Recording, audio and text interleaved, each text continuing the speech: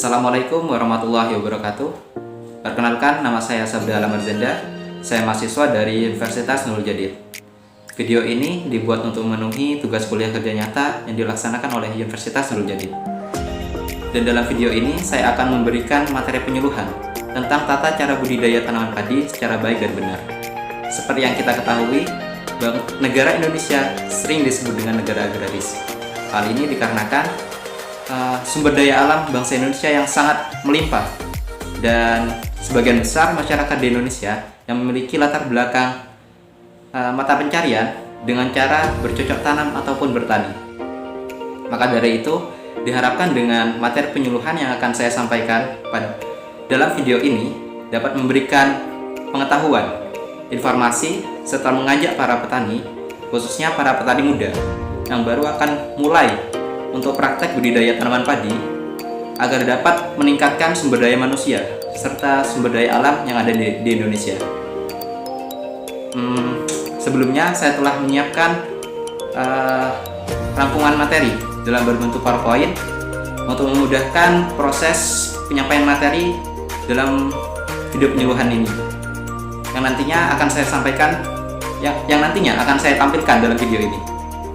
Baiklah, saya akan mulai untuk menyampaikan materi penyuluhan online tentang pengembangan potensi budidaya tanaman padi. Perlu kita ketahui bahwa sektor pertanian di Indonesia merupakan salah satu komponen pembangunan nasional dalam menuju swasembada pangan. Apa itu swasembada pangan? Swasembada pangan adalah suatu usaha untuk mencukupi diri sendiri. Jadi suatu usaha yang dilakukan oleh negara untuk mencukupi kebutuhan pangan milik untuk negara itu sendiri. Bahkan dalam pidatonya, Bung Karno pernah menyatakan masalah pangan merupakan masalah hidup dan mati bangsa Indonesia. Dari pidato tersebut mengisyaratkan bahwa betapa pentingnya penyediaan pangan bagi bangsa Indonesia, mengingat jumlah penduduk bangsa Indonesia yang sudah lebih dari 271 jiwa. Maka bukanlah pekerjaan mudah untuk memenuhi penyediaan pangan yang ada di Indonesia. Oleh karena itu, sudah menjadi komitmen pemerintah untuk terus meningkatkan produksi pangan yang ada di Indonesia, khususnya produksi beras yang merupakan salah satu bahan pokok bagi sebagian besar masyarakat yang ada di Indonesia. Nah, untuk meningkatkan produksi pangan tersebut tentunya diperlukan suatu teknik dan tata cara budidaya tanam padi yang baik dan benar. Maka dalam video ini nanti akan saya jelaskan bagaimana sih proses untuk mencapai tata cara budidaya tanam padi yang baik dan benar, dan tentunya itu semua memerlukan suatu tahapan dari pengolahan tanah hingga sampai tahap panen dan pasca panen. Seperti yang kita ketahui, produksi padi nasional di Indonesia berasal dari padi sawah dan padi bukan sawah. Nah, untuk padi sawah sudah bisa kita lihat di sekeliling kita sehari-hari. Padi sawah adalah padi yang memerlukan irigasi perairan, jadi harus adanya pengairan irigasi terus-menerus. Nah, kalau misalkan padi yang bukan sawah ini, contohnya seperti padi ladang, padi rawa. Nah, padi ladang ini contohnya padi gogo. Nah, jadi untuk penanaman padi gogo ini itu tidak harus di suatu lahan yang pengairannya harus terus-menerus mengalir. Nah, jadi untuk menanam padi gogo ini bisa di suatu lahan, ya itu suatu lahan kering tidak apa-apa. Yang penting, tapi lebih baik untuk saat pengolahan tanahnya itu tetap diberikan seperti pupuk dan tentunya ada air. Untuk airnya tidak seperti padi sawah, karena padi gogo itu tidak memerlukan banyak air. Nah, selama ini produksi padi nasional di Indonesia berasal dari padi sawah. Nah, dengan besarnya kontribusi dari produktivitas padi sawah tersebut, itu menjadikan upaya untuk meningkatkan produktivitas padi sawah itu menjadi peranan penting untuk mencapai swasembada pangan. Akan tetapi, upaya peningkatan produksi padi sawah tersebut semakin sulit diwujudkan akhir-akhir ini karena beberapa faktor, yaitu yang pertama, jaringan irigasi di lahan sawah banyak yang tidak terpelihara atau rusak. Nah, ini menyebabkan pertumbuhan padi yang memerlukan banyak air itu tidak bisa dibudidayakan pada saat musim kemarau, dikarenakan banyak sawah yang tidak terpelihara dan irigasinya yang rusak. Nah, yang selanjutnya, yang kedua, terjadinya konversi lahan sawah ke penggunaan dan pertanian. Nah, ini jadi ada perubahan penggunaan lahan dari yang non pertanian, dari yang awalnya lahan pertanian yang ditumbuhi oleh sawah itu digunakan untuk hal-hal yang tidak berhubungan dengan non pertanian. Nah, dan selanjutnya adalah yang ketiga, tingginya biaya percetakan lahan sawah baru. Nah, jadi untuk menciptakan lahan sawah baru itu tentunya diperlukan sumber daya lahan dan diperlukan biaya yang tidak sedikit. Yang keempat, terbatasnya sumber daya lahan yang dapat dijadikan lahan sawah. Seperti yang saya katakan sebelumnya, sumber daya lahan di Indonesia itu semakin lama semakin berkurang. Nah, maka dari itu sumber daya lahan semakin berkurang, maka produktivitas akan semakin menurun. Nah, untuk mengatasi produktivitas yang semakin menurun tersebut, itu kita diperlukan kita perlu untuk meningkatkan produktivitas padi dengan cara mengubah tata cara budidaya tanaman padi yang mungkin sebelumnya kurang maksimal. Nah, dengan mempelajari tata cara budidaya tanaman padi yang baik dan benar akan memaksimalkan produktivitas padi. Dan yang kelima adalah fenomena kelelahan lahan yang menyebabkan produktivitas padi semakin menurun. Untuk fenomena kelelahan lahan ini biasanya timbul akibat karena terlalu seringnya lahan tersebut digunakan untuk membudidayakan tanaman, dan akhirnya produktivitas dari tanah di lahan tersebut semakin menurun. Contohnya seperti zat-zat yang ada di tanah tersebut semakin lama semakin berkurang. Nah, hal itu mengakibatkan produktivitas padinya semakin menurun. Dan salah satu strategi dalam upaya untuk meningkatkan produktivitas padi adalah dengan menerapkan teknologi yang sesuai dengan sumber daya pertanian yang ada pada daerah tersebut, atau biasa yang disebut dengan spesifik lokasi. Dan upaya-upaya tersebut dirakit dengan pendekatan pengelolaan tanaman terpadu yang biasa disebut dengan PTT. Nah, PTT ini merupakan suatu pendekatan inovatif dengan menggabungkan komponen-komponen teknologi. Nah, komponen-komponen teknologi ini seperti pengolahan tanah, pemilihan varietas varietas unggul, bibit unggul. Nah, dengan menggabungkan komponen teknologi seperti tersebut, itu diharapkan dapat menunjang dan memberikan pengaruh yang lebih baik dalam pertumbuhan dan produktivitas padi. Menerapkan PTT ini, pengelolaan tanaman terpadu, itu terdapat 4 prinsip. Yang pertama adalah terpadu, yang kedua adalah sinergis, yang ketiga adalah spesifik lokasi, dan yang keempat adalah partisipatif. Dan untuk yang pertama, terpadu, jadi PTT itu menerapkan suatu pendekatan untuk memanfaatkan sumber daya alam seperti tanaman, air, dan tanah agar dikelola secara sebaik-baiknya. Nah, dan untuk yang kedua adalah sinergis. Jadi PTT ini memanfaatkan teknologi pertanian yang terbaik agar sesuai dengan komponen teknologi pada lahan tersebut. Ya. Dan yang ketiga adalah spesifik lokasi. Jadi PTT ini memperhatikan teknologi pertanian tersebut dengan lingkungan fisik, lingkungan sosial, dan lingkungan ekonomi yang di sekitar petani setempat. Dan yang keempat adalah partisipatif. Jadi PTT ini juga mengajak para petani untuk menguji serta mencoba teknologi pertanian ini agar sesuai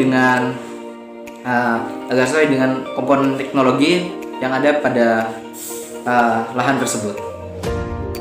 Selanjutnya saya akan menyampaikan tahapan-tahapan dalam tata cara budidaya tanaman padi secara baik dan benar. Yang pertama adalah kita harus memilih varietas padi yang unggul, karena dengan memilih varietas padi yang unggul kita akan mendapatkan hasil dan kualitas padi yang baik serta produktivitas yang tinggi pada saat panen. Nah, selain dari hasil dan produktivitas yang baik, varietas padi yang unggul dapat membuat tanaman padi tersebut agar dapat bertahan dari hama dan penyakit serta cengkaman lingkungan. Yang kedua adalah penggunaan benih yang bermutu. Nah, benih yang bermutu ini adalah benih dengan vigor tinggi dan yang bersertifikat. Nah, untuk mendapatkan benih yang bermutu, kita dapat mendapatkan benih yang bermutu dengan cara merendam benih di dalam larutan garam dengan menggunakan indikator telur. Jadi, telur dimasukkan ke dalam air yang telah diberi garam, dan hingga jika telur ini masih tenggelam, maka pada air tersebut akan terus ditambahkan garam hingga telur itu mengambang. Dan ketika telur itu mengambang, benih padi dimasukkan ke dalam larutan tersebut, dan benih yang mengambang itu dibuang. Nah, dengan menggunakan benih yang tenggelam tersebut itu karena benih yang mengambang itu menandakan bahwa benih tersebut adalah kosong, jadi tidak ada isinya. Jadi benih tersebut bukanlah benih yang bermutu. Jadi kita harus menggunakan benih yang tenggelam. Nah, salah satu caranya dengan menggunakan metode tersebut untuk menentukan benih yang bermutu. Dan untuk benih yang bermutu ini memiliki keuntungan dari benih yang bermutu ini.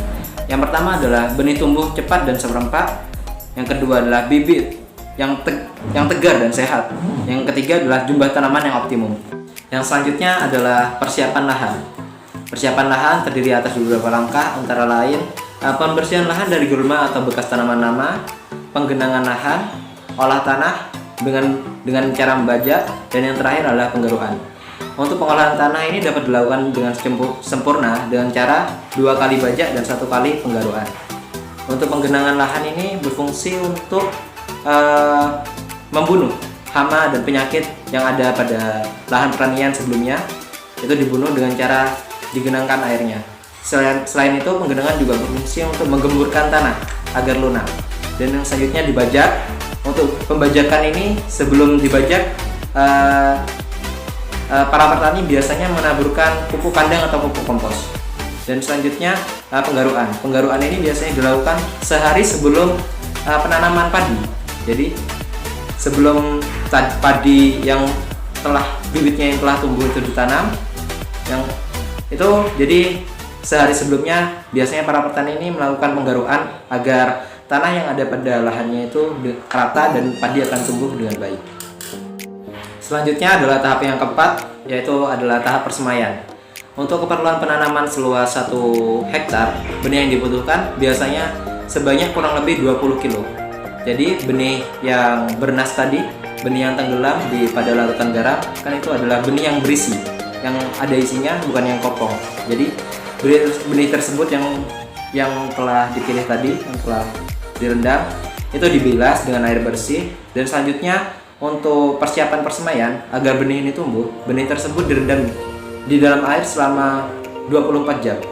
Setelah benih tersebut direndam di dalam air selama 24 jam, benih tersebut diambil, dibilas, dan diperam di dalam karung.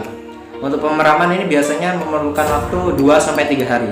Dan setelah itu benih tersebut akan tumbuh, dan benih tersebut sudah siap untuk disebar di bedengan. Nah, untuk pembuatan bedengan ini biasanya dilakukan pada saat pengolahan tanah. Jadi setelah pengolahan tanah, setelah dibajak dan penggaruan, para petani biasanya langsung membuat bedengan untuk persiapan persemaian dari bibit padi tersebut. Yang selanjutnya adalah tahap kelima, yaitu tahap penanaman. Untuk tahap penanaman ini biasanya para petani ini menanam bibit muda. Jadi menanam bibit padi yang berumur kurang dari 21 hari setelah semai. Jadi kurang dari 21 hari bibit ini sudah mulai diambil dan ditanam di lahan yang telah disiapkan. Jadi untuk penanaman tersebut biasanya dalam satu lubang itu sebanyak 1-3 rumpun padi. Dan untuk penanamannya biasanya tidak usah terlalu dalam agar penanamannya itu agar pertumbuhannya cepat. Dan pada saat bibit ditanam, tanah itu dalam kondisi jenuh air, jadi dalam kondisi banyak airnya. Dan untuk penanaman yang disarankan adalah penanaman dengan cara jejer legowo. Ini bisa menggunakan perbandingan 2:1 atau perbandingan 4:1. Dan Dan untuk keuntungan dari cara tanam jejer legowo ini, yang pertama adalah rumpun tanaman yang berada pada bagian pinggir ini lebih banyak, sehingga nanti populasi bakal lebih banyak dan produksinya akan lebih tinggi. Dan yang kedua adalah terdapat ruang kosong untuk pengaturan air, saluran pengumpulan kemas, dan untuk mina padi. Ini juga terdapat ruang kosong untuk pada saat pemupukan. Jadi para petani itu lebih mudah dalam proses pemupukan dengan penanaman padi dengan cara tanam jejer legowo ini. Untuk pemupukannya, untuk saluran air itu akan lebih mudah, dan untuk pengendalian hama dan gulmanya juga lebih mudah. Karena pada cara tanam jejer legowo ini terdapat suatu ruang gitu untuk para petani agar dapat leluasa berjalan di tengah lahannya itu. Dan yang keempat adalah pada tahap awal penanaman dengan cara tanam jejer legowo ini, lahan pertanian tersebut, lahan persawahan tersebut itu akan lebih terang. Jadi kemungkinan kecil tikus di sana itu sangat kecil. Kemungkinan ada tikus di sana sangat kecil. Yang selanjutnya adalah tahap keenam, yaitu pengairan berselang. Pemberian air berselang atau intermittent ini adalah pengaturan kondisi sawah dalam kondisi kering dan tergenang secara bergantian. Jadi seperti yang telah dijelaskan bahwa saluran irigasi yang ada pada persawahan ini akan dialirkan secara bergantian antara tergenang dan kering. Dan untuk keuntungannya ini dari pengairan berselang ini adalah air yang akan digunakan pada saluran irigasi persawahan ini akan lebih hemat. Selain itu, memberi dengan cara pengairan berselang ini dengan cara bergantian antara tergenang dan kering ini akan membuat akar dari tanaman padi ini tumbuh lebih dalam, sehingga dengan akar padi yang tumbuh lebih dalam tersebut, akar padi tersebut akan lebih mudah untuk menyerap unsur hara dan air. Dan untuk cara pemberian air pada pengairan berselang ini, cara pemberian airnya yaitu saat tanaman berumur 3 hari, petakan digenangi oleh air setinggi 3 cm, dan setelah air ini mengering, dibiarkan 2 hari. Setelah kering selama 2 hari, air tersebut dialiri lagi. Jadi hal itu dilakukan secara terus-menerus. Nah, pada tanah yang berpasir dan cepat menyerap air, waktu pergiliran pengairan harus diperpendek. Dan apabila ketersediaan air selama satu musim itu kurang mencukupi, pengairan bergiliran dapat dilakukan secara 5 hari bergantian. Jadi 5 hari tergenang, 5 hari kering. Nah, dan untuk pada sawah-sawah yang memiliki drainase yang jelek, saluran irigasi yang jelek, cara pengairan berselang ini tidak perlu digunakan. Yang selanjutnya adalah tahap ketujuh, yaitu adalah tahap pemupukan. Pemupukan yang akan dilakukan adalah pemupukan berimbang, yaitu pemberian berbagai unsur hara dalam bentuk pupuk untuk memenuhi kekurangan hara yang dibutuhkan oleh tanaman. Untuk setiap ton gabah yang dihasilkan, biasanya yang dibutuhkan oleh tanaman padi itu sebanyak 17,5 kilo unsur hara N, unsur hara P sebanyak 3 kilo, dan unsur hara K sebanyak 17,5 kilo. Nah, untuk unsur hara N, P, dan K ini fungsinya bermacam-macam. Untuk unsur hara N ini berfungsi untuk pertumbuhan padi, dan untuk unsur hara P ini untuk membuat padi ini agar tumbuh dan masaknya itu serempak. Dan untuk unsur hara K ini mendukung padi untuk beradaptasi dengan lingkungannya, seperti ketahanan terhadap hama dan penyakit, serta ketahanan terhadap cekaman lingkungan seperti kekeringan. Untuk pemupukan pada padi harus berdasarkan pada fase pertumbuhan dengan dosis yang berbeda-beda pula untuk masing-masing jenis pupuk. Nah, yaitu untuk pemupukan yang pertama itu dilakukan pada saat umur padi masih berumur 7-10 hari setelah tanam. Dan untuk pupuk yang diperlukan ini sebanyak pupuk urea, yaitu unsur hara N sebanyak 50-75 kilo per hektar, dan pupuk SP36 ini untuk unsur hara P sebanyak 100-150 kilo per hektar. Dan untuk unsur hara K ini pupuk KCl sebanyak 50 kilo per hektar. Dan untuk pemupukan yang kedua, ini dilakukan pada saat tanaman padi berumur 21 hari setelah tanam.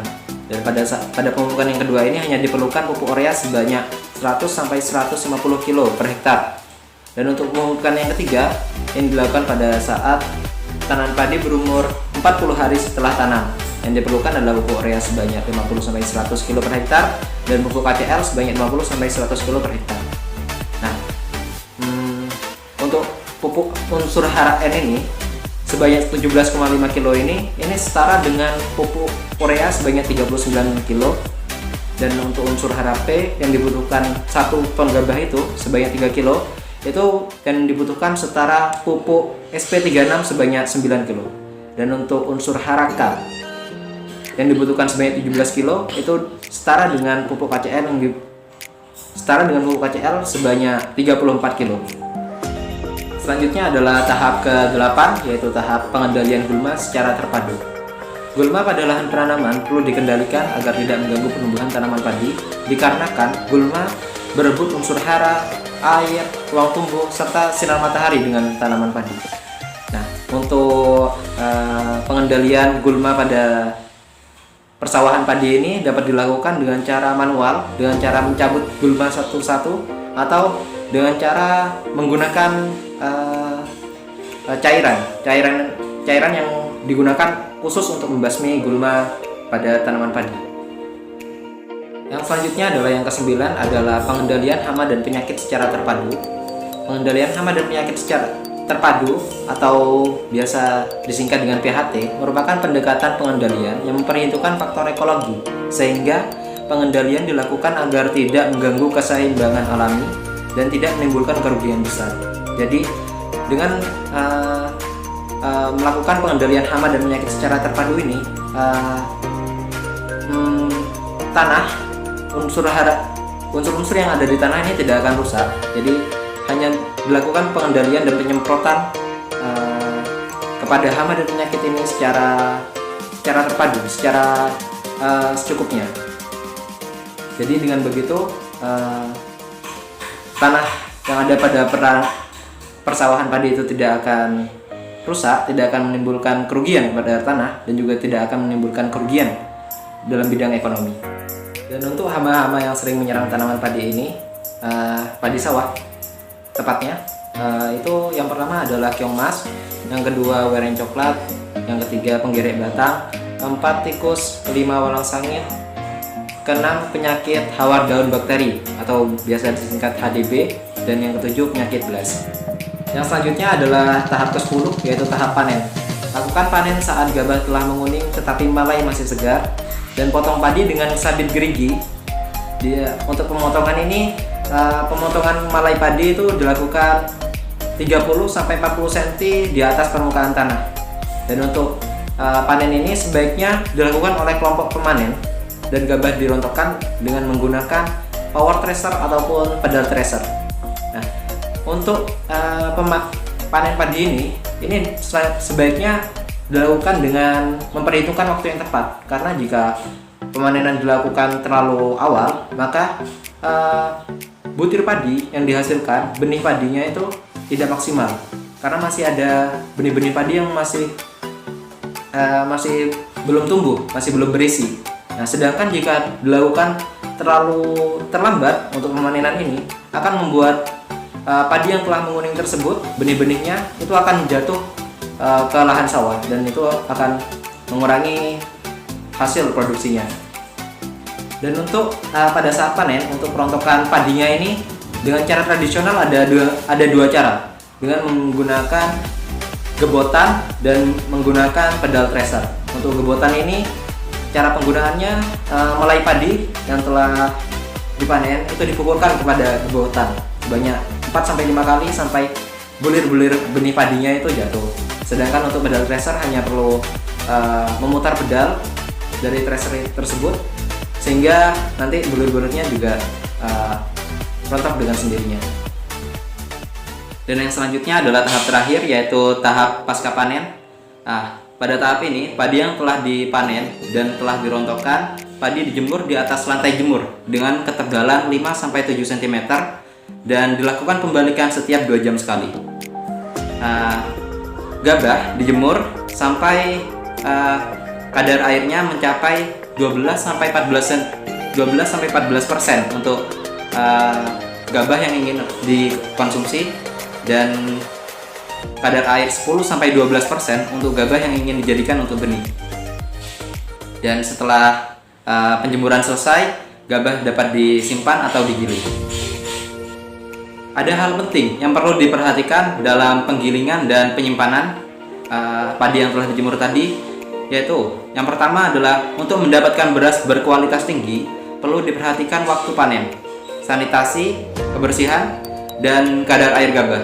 Nah, seperti yang sudah saya jelaskan sebelumnya, 12-14% untuk gabah yang ingin dikonsumsi dan 10-12% untuk gabah yang ingin dijadikan untuk benih.